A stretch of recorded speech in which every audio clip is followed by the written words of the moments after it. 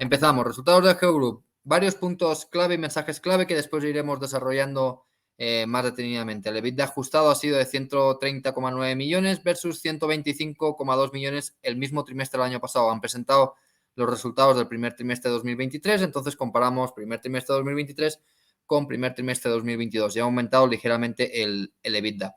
Beneficio por acción de 19 centavos, ¿vale? Que supone un 76 centavos anualizado, un PER de 10 veces que a lo mejor vosotros me podéis decir, pero PER de 10 veces sí está barata, pero no tan barata ya, pero es que hay que tener en cuenta que este tipo de empresas ya capitalizadas, es decir, ya con sus activos en funcionamiento, tienen unos gastos de amortización que reducen el beneficio, que no es una salida de caja, ¿vale? La amortización es mucho más alta que la inversión en mantenimiento, por lo tanto, no tenemos que mirar el PER. De normal, yo siempre digo que el PER es el peor indicador para ver, pero bueno, en este caso todavía más, ¿vale? Pero aún así estaría cotizando a 10 veces beneficios. Pero ojo, esos beneficios son tan bajos porque los gastos en intereses aumentaron en 22,6 millones, fruto de la reestructuración de la deuda, que dejó deuda a tipos variables muy altos y que con la subida de tipos de interés de la FED del último año, pues han aumentado mucho los gastos de intereses, ¿no? 22,6 millones más, o sea, es el delta, es decir, el aumento de año sobre año, gastos de intereses ha sido 22,6 millones y los beneficios netos ahora no lo tengo en la cabeza, pero creo que han sido 23 o 24 millones, ¿vale? Después lo veremos que traigo los números. Entonces, solo con que si desaparecieran los gastos por intereses, que no es algo que vaya a pasar, pero si lo hicieran o si volvieran a tener el gasto por intereses del año pasado, ya no desaparecer, sino volver al año pasado, los beneficios netos se multiplicarían por 2 y entonces no estaría cotizando a PER 10, sino a PER 5. Y esa sí que es algo que va a pasar, ¿no? ¿Vale? Y representan la mitad, o sea, este aumento de los intereses representan la mitad del net income. O sea, es bastante importante, ¿no? Disminuyen la deuda neta en 70 millones. Ojo, que yo he visto muchos comentarios de gente que ha dicho que han repagado deuda en 70 millones. No es así. Ha disminuido la deuda neta. Deuda neta es el resultado de a la deuda restarle a la caja, ¿vale? Ha aumentado la caja y han disminuido deuda. Pero no es una disminución de la deuda de 70 millones, sino deuda neta, ¿vale? Eso es más de lo esperado por parte, y se explica por working capital, ¿vale? Han tenido variaciones positivas de working capital en alguna de sus cuentas y eso explica que hayan generado más caja. No es extrapolable, porque esto significaría 70 millones en un trimestre sería el equivalente a 280 millones a lo largo del año y van a hacer 200, ¿vale? Entre 200 y 250, siendo muy optimistas, 250. O sea, no es extrapolable, ¿vale? No nos emocionemos. Mantienen el objetivo de reducir la deuda por debajo de 3,5 veces EBITDA este año y 3 veces EBITDA para 2024. Ya están en 3,5 veces ahora mismo ya están en 3,5 veces. Sería mantenerse en este nivel. El EBITDA seguramente vaya a bajar en los próximos trimestres por cosas que comentaré, ligeramente, tampoco demasiado, ¿no? Pero van a repagar deuda, entonces una cosa por la otra. Cuando ya tengan un nivel de deuda interesante, que sería yo creo que a partir de 2024, finales de 2024, que estaría 3 veces EBITDA según lo que proponen. Yo creo que va a ser que van a bajar el endeudamiento más, pero bueno, contamos finales de 2024, entonces se plantearán hacer acciones de compensación al accionista, que seguramente serían recompras, igual que ha hecho CoreCivic. También he visto muchos comentarios de gente que dice que se espera que Geogroup vuelva a repartir dividendo. Esa gente no le hagáis caso, nunca he hablado con la directiva y la directiva puede cambiar de opinión, pero la directiva es clarísima ahora, el dividendo no está encima de la mesa ni lo va a estar, ¿vale? Ni volver, también he visto otros comentarios de otros analistas, dice que va a volver a la situación de rate que era antes, ni soñarlo primero porque es ilegal, ¿vale? Porque no puedes dejar de ser rate y volver a ser rate inmediatamente, tienes que dejar pasar un tiempo y después porque la empresa no quiere hacerlo, ¿no? ¿Vale? Así que cuidado con los comentarios que se escuchan y se leen por ahí porque hay que ver si son verdad o no. Después otro mensaje clave y hablaremos también de ello. Activan uno de sus centros parados en Oklahoma. Sabéis que Geogroup tiene centros parados, tiene activos que están parados. Después hablaremos de ello. Y han activado uno en Oklahoma de 1.900 camas por un ingreso anual de 8,5 millones de LIS. Cuidado, ellos se tienen que hacer cargo del CAPEX de mantenimiento, ¿vale? Entonces no es 8,5 millones en cuanto esto entre en funcionamiento de beneficio neto, no. Va a haber gastos de mantenimiento y demás que hay que reducir y yo creo que van a generar unos 2-3 millones al año con este activo, ¿no? Y es interesante ver cómo ganar este contrato ha sido un robo a Core Civic. Core Civic es el competidor. Y no es que ha sido un robo, sino que Core Civic tenía en Oklahoma un centro, ¿vale? Pero era mucho más grande. ¿Vale? Entonces, al estado de Oklahoma le resultaba más caro tener disponibilidad de Core Civic cuando no lo necesitaba tanto. Entonces va a trasladar del de Core Civic, que es más grande, al de Geo Group. Aquí también se decía muchas veces que Core Civic era una empresa superior porque tenía mayores activos que por lo general eran más grandes, y ya vemos que no, porque los de Geo Group son más flexibles y ofrecen a sus clientes, que básicamente son entidades públicas, pues servicios más flexibles, ¿no? También una cosa que se ha visto en el balance, que ellos no lo han comentado ni en el resultado, ni lo han comentado en la llamada con analistas, es un cambio en balance. Ha habido 14,5 millones, valor en libros, de lo que tenían antes como PPE, o sea, Property Plant Equipment, activos que tenían, los han pasado a activos mantenidos para la venta, que los van a vender. Normalmente venden por encima del book value, porque el book value es el coste de adquisición menos todas las amortizaciones que se han hecho, más las mejoras que se han hecho, pero como son edificios que suelen tener una edad, pues el valor de mercado es mayor al que tienen reconocido en su balance, ¿no? Pero si vamos a asumir que sea 14,5 millones lo que vayan a vender, ¿no? Eso va directamente a reducción de deuda. Y aquí abajo me he equivocado, el contrato de 5,5 años con opción ilimitadas de renovación anuales es el contrato de Oklahoma, ¿vale? El contrato que os digo de 8,5 millones anuales es por 5,5 años con opciones de renovar el contrato anualmente de forma ilimitada, ¿vale? Guidance, vamos a hablar primero del guidance. Bueno, el guidance no es que no ha cambiado el guidance, simplemente lo han estrechado, ¿vale?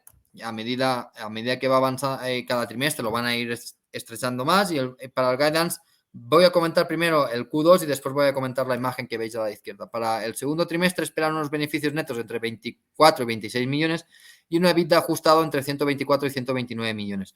Una delta de unos 5 millones trimestre sobre trimestre, es decir, van a bajar el EBITDA en unos 5 millones este segundo trimestre, y todo bien explicado por el Electronic Monitoring, pero y hay cosas que no tienen en cuenta este guidance, como la retirada del Title 42, que después hablaremos más de ello.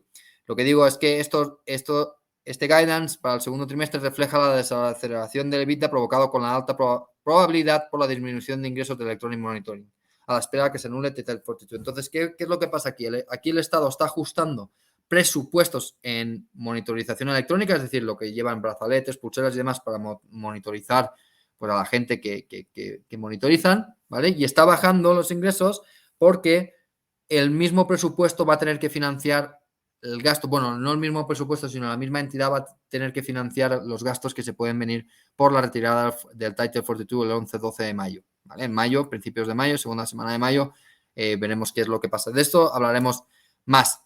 Esperan reducir los gastos en intereses en 25 millones anuales a partir de 2024. Recordaros, beneficio neto de este trimestre 26 millones, más o menos.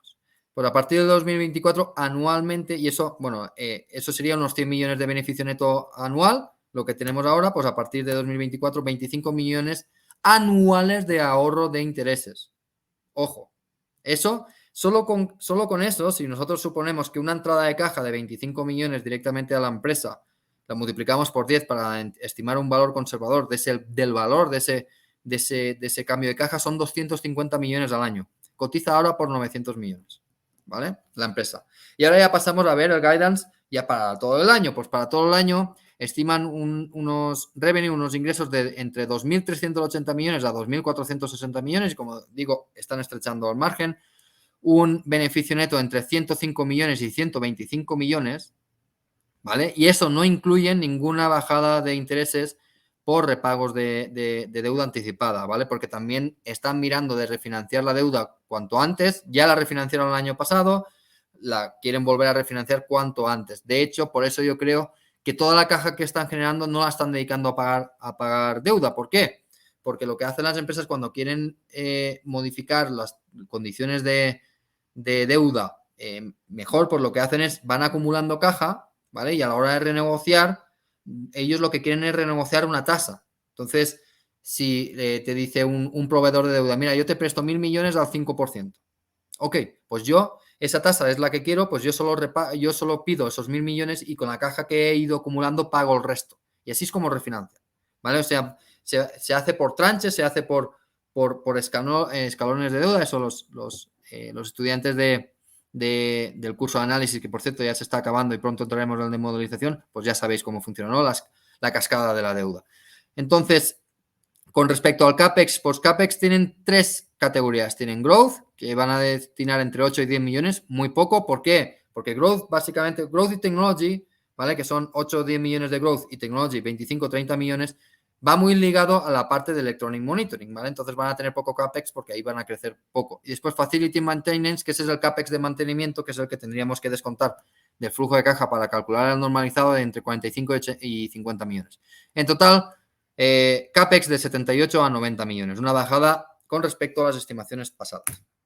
Vale, y ahora aquí, ¿qué os quiero mostrar? Aquí os quiero mostrar la importancia de saber modelar, de saber analizar y saber hacer, pues eso, la importancia de tener un modelo para tomar decisiones racionales.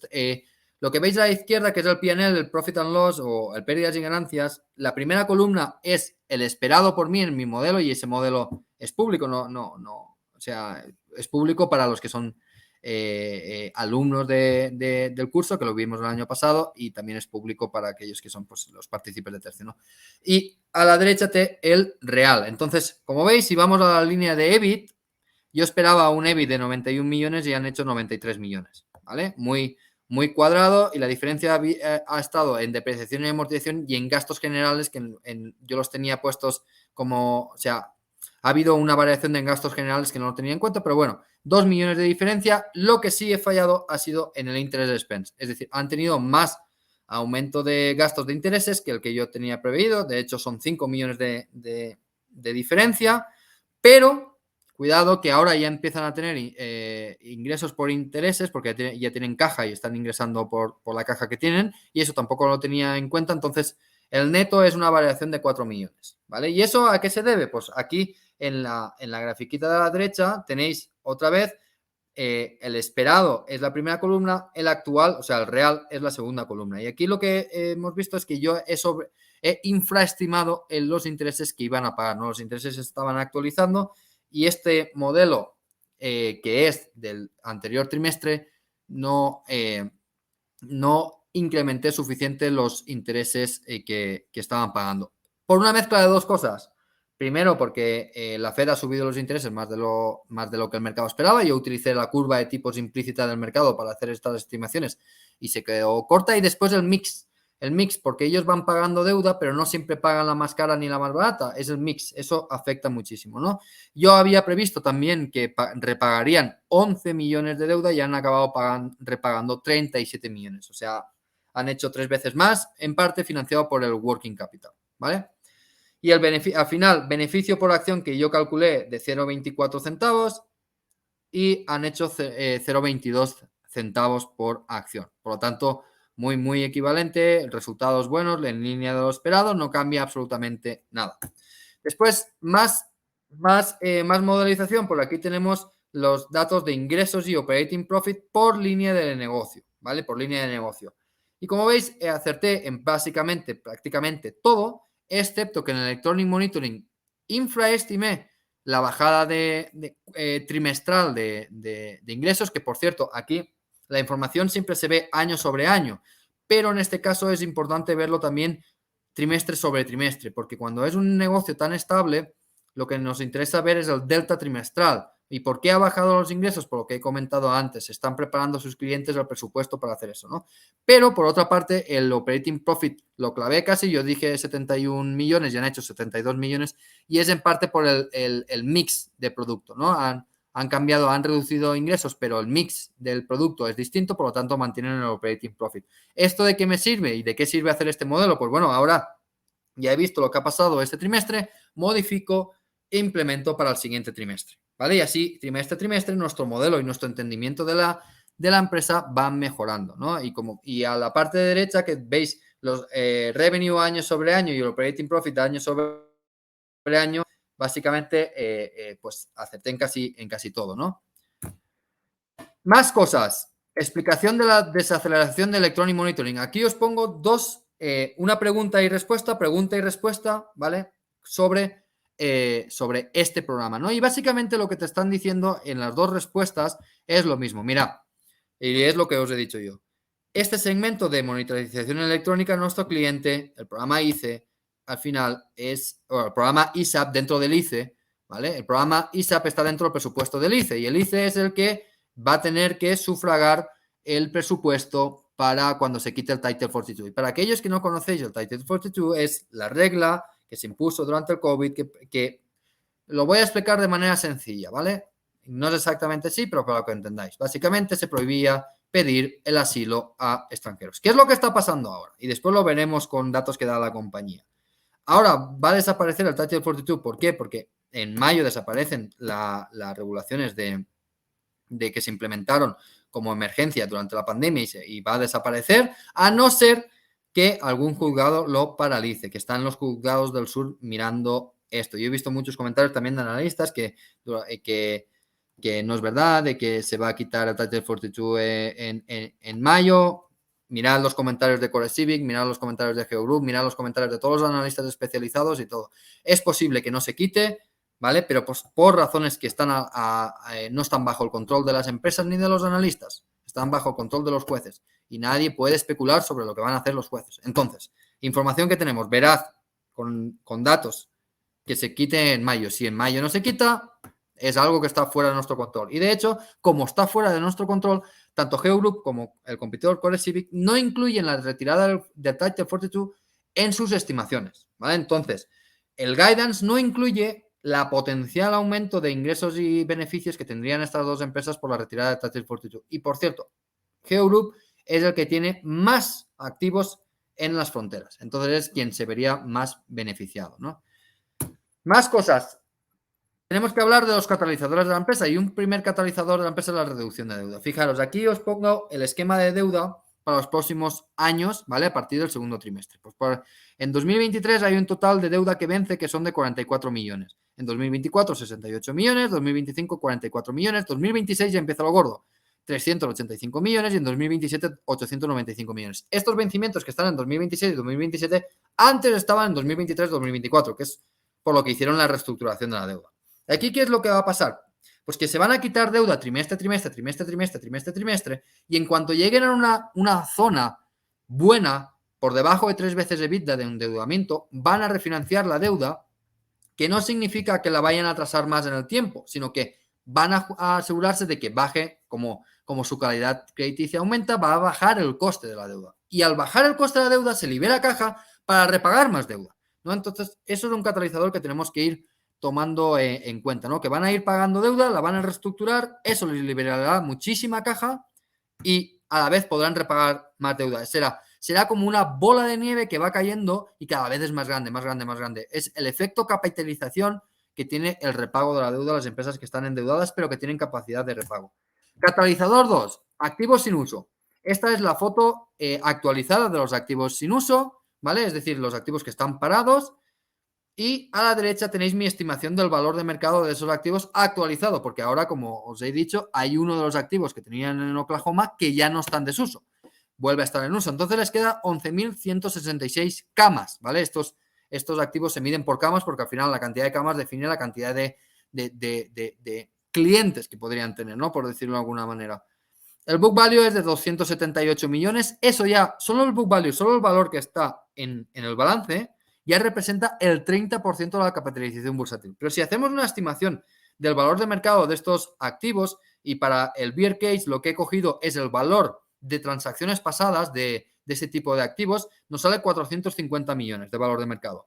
Eso es un 48% de la capitalización bursátil actual. Si cogemos un caso mediano, ¿vale? Que es el valor de reemplazo, ¿vale? El valor de reemplazo, es decir, cuánto costaría no generar algo nuevo, sino el valor de reemplazo es cómo están valorados los activos en general en la industria. Nos harían 670 millones de valor, un 71% de la capitalización bursátil. Pero es que si vamos al caso optimista, que el caso optimista es cuánto cuesta construir un edificio así, con 11.000, no un edificio, sino un grupo de edificios con 11.166 camas.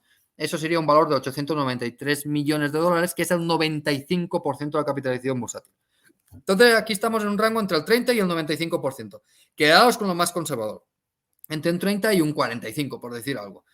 Solo eso ya explica la capitalización bursátil de la empresa. Y aquí hay dos cosas. Primero, Oklahoma se ha puesto en funcionamiento. Y después hay otro que ha pasado a estar en venta, el de 14 millones de valor en libros, que no es mucho, pero es un 4 o 5% del total de valor en libros de este tipo de activos, ¿no? Entonces vamos a ver si lo venden y por cuánto, y cuando veamos por cuánto lo han vendido, tendremos un punto de información más del valor de mercado de estos activos y actualizaremos la gráfica de la derecha, ¿no? O sea, el cuadrito de la derecha. Por eso, tan importante tener todo en un Excel bien modelizado.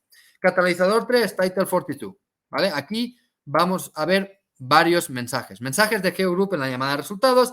El Title 42 está planificado que se retire en el 11 de mayo de 2023, que coincidirá con la aspiración de las medidas de emergencia pública por el COVID. ¿Vale? Está también que esta retirada del Title 42 va a resultar en un incremento de las patrullas en frontera. Vamos a dar datos que los voy a dar después. Más mensajes. Viendo las dinámicas que provocaría la retirada de Title 42 para Geo Group, no van a incluirlo en el guidance, porque es que no pueden saber si al final se va a retirar, si no se va a retirar, qué implicaciones va a tener y demás, ¿no? Pero lo que interesa es que a día de hoy el ICEP, o sea, el programa ICEP del ICE, los participantes son 250.000, ¿vale? Y en las tasas de ocupación del ICE, ¿ya? En camas, están aproximadamente 26.000 más un plus de 9.000, lo que hace que estén en 34.000. Eso se va a renovar en septiembre de este año. Veremos si se renueva y por cuánto se renueva. Lo que se espera es que sean 26.000 más un buffer de 9.000, 34.000 camas, de las cuales que Group podría aportar unas cuantas. Catalizador también de Title 42, el último mensaje ya. O sea, aquí es que dicen que son conscientes de los informes que se han emitido por varias organizaciones, ¿vale? Incluyendo el Washington Post, en el que dice que several hundreds of thousands, eso es, varios cientos de miles, varios cientos de miles de inmigrantes han pasado al área mexicana y están esperando a que se anule el Title 42. O sea, eso es una barbaridad. De hecho, Troy Miller, el comisionario de protección de fronteras, está esperando que los traspasos de fronteras sean el doble de 10.000, que es actualmente, o sea, 20.000 al día a partir del 11 de mayo. 20.000 al día. Es una auténtica barbaridad. Y lo que dicen ellos es que ellos tienen facilities, ellos tienen activos con los que podrían ayudar al control migratorio. Más renovación de contratos, ¿vale? Como os he comentado, han ganado un contrato, pero vamos a hablar también de renovación de contratos. La renovación de contratos, lo primero que os puedo explicar es que US Marshals ha ejercido una opción de 5 años, de periodo de 5 años, en un activo de 768 camas. Y además con opciones de renovación. Y también otro contrato con US Marshall, ¿vale?